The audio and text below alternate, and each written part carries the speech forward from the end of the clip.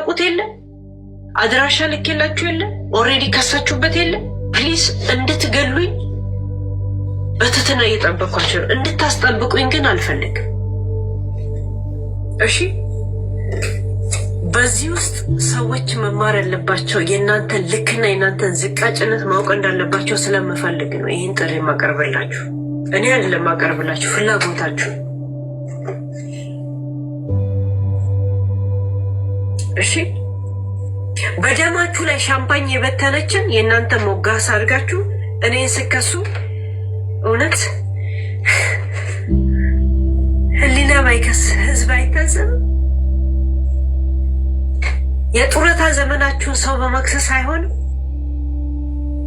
እንትና እንደዚህ ያለኝ እንደዚህ ያለኝ እኔ ያወራሁት ከእናንተ ጋር ነው፣ ከእንትና ጋር አይደል። ጥሩ ማናጀር እንደሌላችሁ ነው ማየው። በነገራችን የፈለጋችሁትን እርምጃ ወሰዱ። የፈለጋችሁትን መሳሪያ እንድታቀባብሉ ስለፈለኩ ነው እየጠጣው ማናገራችሁ። ልጄን ይንሳይ ዛሬ ልጄን እኔ ማስተዳደር እንደማልችል ነግሬን የመጣሁት። ሀብታምም አይደላችሁ፣ ሽጉጥም ምኑንም መግዛት ትችሉ የለም። ባንኩም ታንኩ በእናንተ እጅ አይደል? ፕሊስ ወይ ታንኩን ወይ ባንኩን እንድደቅኑ እፈልጋለሁ። ለዛ ማበረታቻ ዊስኪ ሻምፓኝ ይኸው እየጠጣ ያለሁት። ያ ሀብታችሁ እኔን ካልጎዳበት ምን ያደርግላችኋል? የእውነት ብትበትኑት አይሻልም? ጭሬ በበትኑ አይሻልም?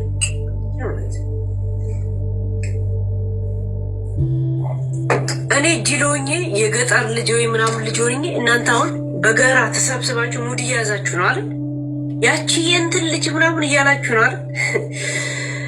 ጋይስ እኔ እርግጥ ነው የተወለድኩ ገጠር ላይ ነው፣ ግን የኖርኩት ከእብድና ከህንድ ጋር ነው። በጣም ከእብድና ከህንድ ጋር ከ12 ዓመቴ ጀምሬ የኖርኩት ከተለያየ ስደተኛ ጋር። ብር ባይኖራቸው እውቀት ያላቸው ናቸው፣ ኤክስፒሪየንስ ካላቸው ሰዎች ጋር። እናንተ ግን ከእናንተ ጋር የሚኖሩት የሚያሸረጉዱላችሁ ሰዎች ናቸው። ነገ ከእናንተ ዶላር ወይ ብር አተርፋለሁ ብለው ተስፈኞች እንደ ዮኒ ማኛ አይነት ሰዎች ናቸው። እኔ ሳናግራቸው